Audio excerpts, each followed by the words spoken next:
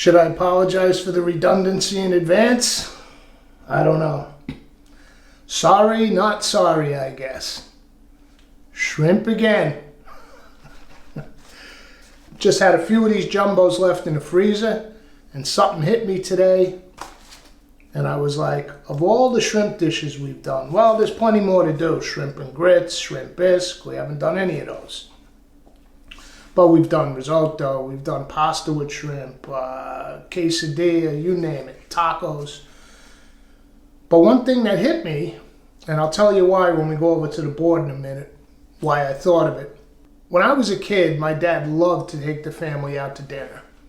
And I don't know if it's that we don't go to the same kind of restaurants. You know, Lundy's in Brooklyn, the Fra-Ma, I think it was on Avenue U, the Elks Club in Port Jeff. There was always one appetizer that my dad loved, and we ordered it for the whole family. I think you know where I'm going with this. The ubiquitous and timeless shrimp cocktail. That's what we're going to make tonight. But I just don't see it anymore, or I'm just not going out to eat as much. I'm sure it's on plenty of restaurant menus, but it was so ubiquitous in my youth that I'm pretty psyched for it tonight. And I'll tell you the reason it came up in my mind when we head over to the board. So come on, let's do it. Come on, let's do it. Okay, first things first though, let's store these shrimp. I just took them out, 21 25s. I usually buy them a half pound at a time, so that means I get about a dozen or so. And most meals, if I'm making pasta for one, it's usually, 4 shrimp, maybe 5 if I'm hungry. So I get a few servings out of it. The paper does stick a little when they're frozen, but that's okay. It comes off once they're thawed. Quickest way to thaw them, bowl of cold water. That's all. And that take about 15-20 minutes tops. And that will give us just enough time to get our poaching liquid together and make up a little cocktail sauce. So let's set those to the side and bring over our poaching ingredients. Okay, for the shrimp, get a pot here. And you thought I didn't have a pot to poach in, huh? Now, you could do this in water, but I had to stop at Stewart's anyway, so I bought a nice cheap beer, Keystone Light. Poaching the shrimp and beer adds a nice extra dimension to the flavor. And let's just flavor that up a little. I'm just getting rid of stuff, as always. These were in the fridge. A little cut lemon from another occasion. I had some those nice red Italian scallions that I used the tops of on the counter. Let's put one of those in. Look, here's a little dried basil top from the weekend. It's Tuesday right now. Oh, here's some thyme, dried thyme. Let's pop that in. Usually I put whole peppercorns, but I'll just crack a little pepper in it for this one.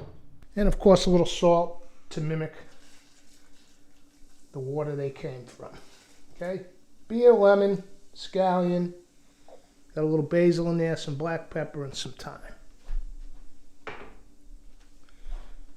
Okay, let's let that just marinate a little bit. Not going to put it on the stove yet. I'll show you why when we get to it. So I'm going to put it over on the stove, but not put the heat on. Let's go for the cocktail sauce.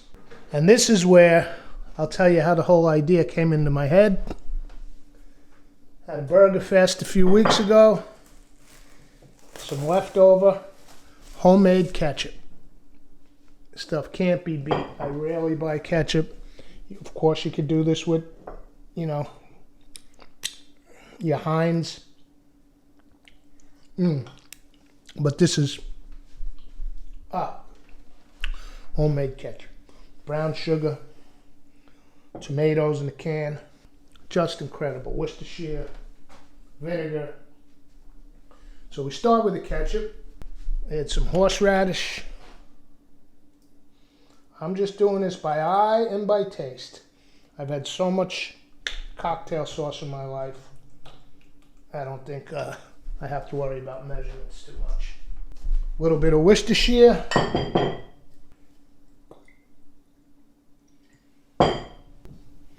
little lemon juice. Got a pit in there, let me get that out.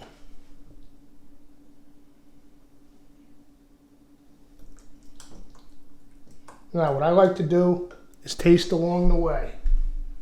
As each ingredient goes in, give it a taste. Let me get a spoon.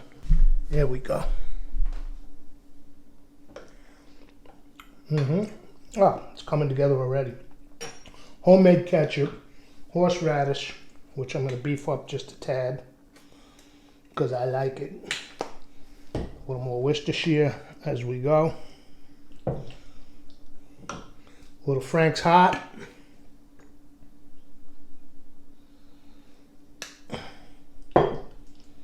More lemon juice to taste. Goes another pit. And I'm going to go with a little salt and black pepper.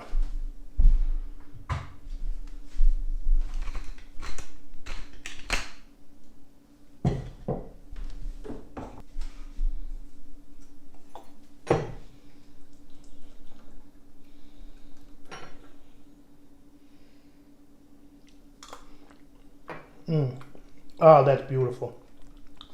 I'm pumped for those shrimp already. What does it need? This is all a matter of balance.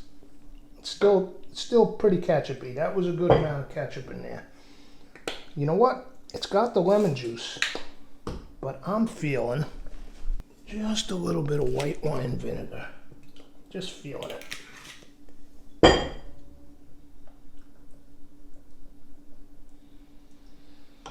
And you don't have to do this, but I like mine with a little bit of kick. So I'm gonna beef up on the Frank's. Touch more lemon. Otherwise it's just ketchup, you know? Really, flavored ketchup. I don't want that. I want cocktail sauce for my shrimp. Oh, you know what does it? The horseradish. Yeah. That's what really makes it into the cocktail sauce. So let's be real generous. Even when I do my Bloody Marys, sometimes I go overboard on it for some people. Lemon. I'm really going to town here. Because as I said, bears repeating. Otherwise, it's just flavored ketchup.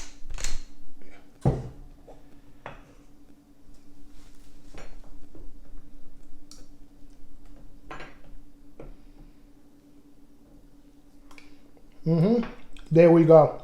Beautiful. Okay.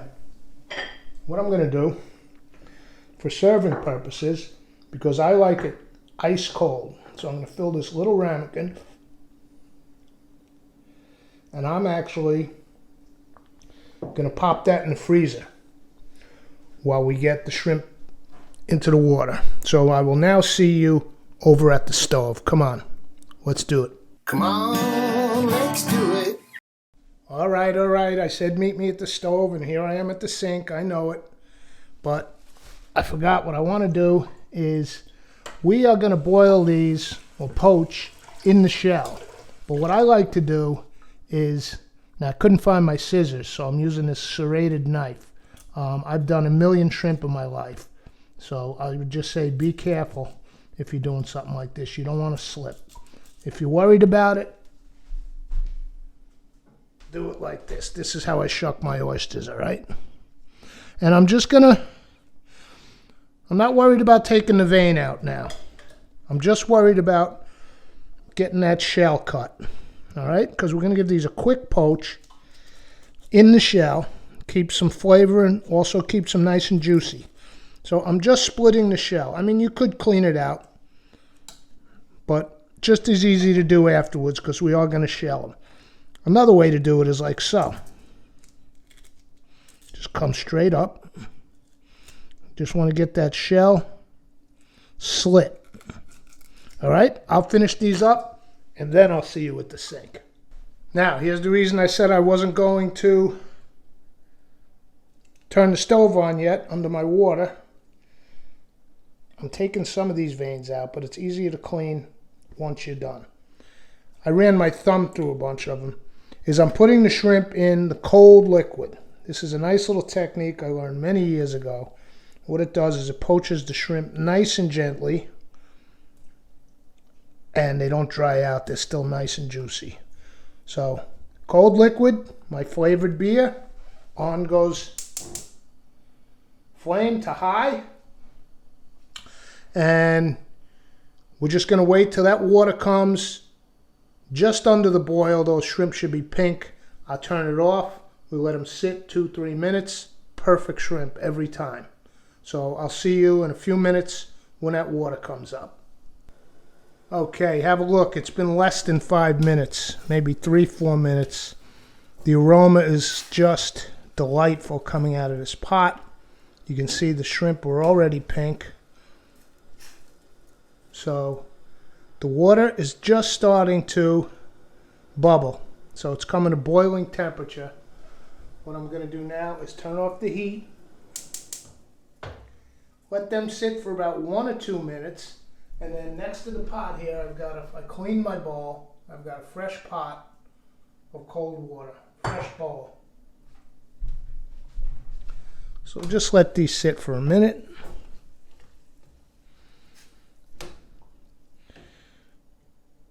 You do not want them overcooked. They'll just be a tough, rubbery, flavorless mess. So, in the cold liquid, turn on your heat.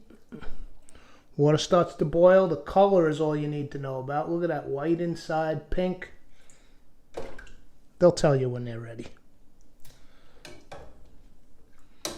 There we go. All right. Well, maybe I'll do one over by the sink. I was going to say I'll just go ahead and peel them, but let me do one for you so you can see what's going on, since I didn't clean them. Okay, running some cold water in there. There is a fly in the kitchen, so if he comes in the frame, I'm not apologizing. I'm not making excuses. It is August. So look, I'm just peeling off the shell, nice and easy, now that they're cooked. And then what you can do is under the running water, I semi-cleaned these already, but if there's any more vein in there, now's your time to give everything a good clean. I can tell by the texture these are perfectly cooked. All right, that's it. Now that guy lost his tail. There's the whole debate, do you leave this piece of the shell on or not? I never was a fan, okay? Maybe the only time I can tolerate it is for shrimp cocktail. It gives you kind of something to hold on to. But I don't know. I always like, if you can get the shell part off clean, it's not always easy down here, and leave those fins of the flesh. See, not easy. I think that's why it's done, for presentation purposes, as opposed to, that you have the little tail on the end.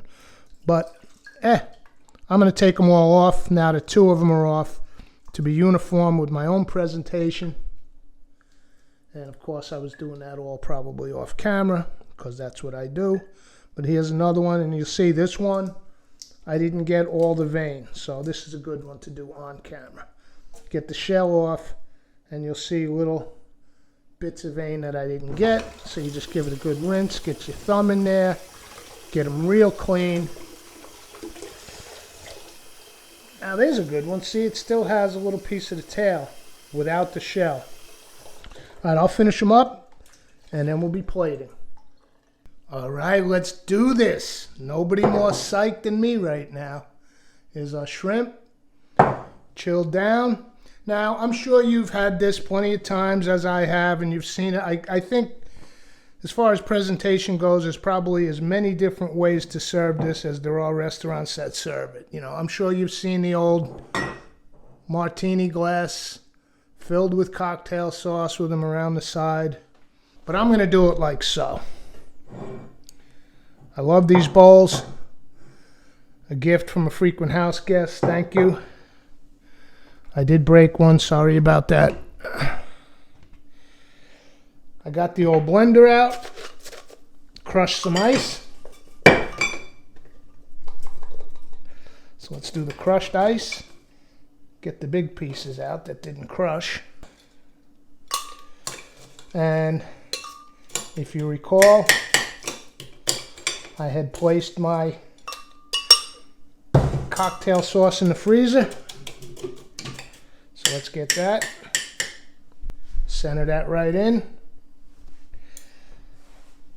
And now let's take our shrimp one by one.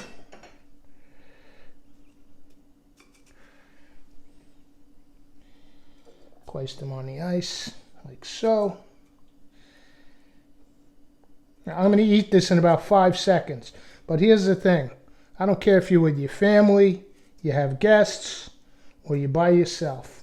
Eat first with eyes, grasshopper. Okay? Nice little presentation. A little wedge of lemon. Plenty of parsley on the windowsill, so let's break a little up over the cocktail sauce. And maybe one just for the prez, right? Let's come back out a little. There we go. Nice little shrimp cocktail.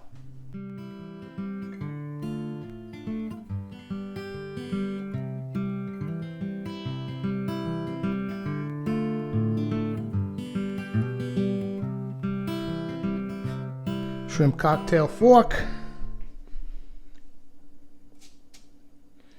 But this is also one of the world's great finger foods. A little lemon to go around.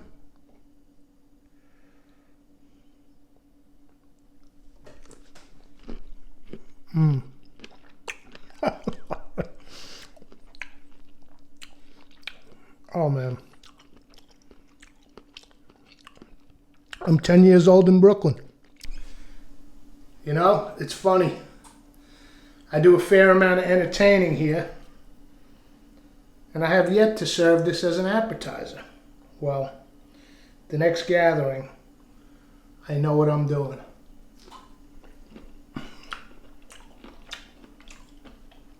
No wonder it's on 80% of the menus in America. It's phenomenal. And listen, if you're going to do this, please, you don't have to be half-cocked like me. Homemade ketchup, all that. Just get a nice jar of Heinz. But please, horseradish, lemon juice, Worcestershire, hot sauce. Make the cocktail sauce, all right? You don't have to make the ketchup. Don't buy a jar of cocktail sauce. This is amazing. Shrimp cocktail. And by the way, I should have mentioned earlier, yes, I'm wearing long sleeve flannel, but in all the years of growing tomatoes, I got my first battering by the tomato hornworm. Found one this morning before work.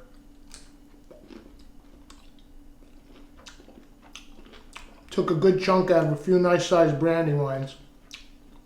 I flattened him good. I hate to put an end to any life, but sorry. You don't hornworm on my tomatoes, you're going down. Got home from work, didn't see any more. But I got out in that garden, I had to clean up some old,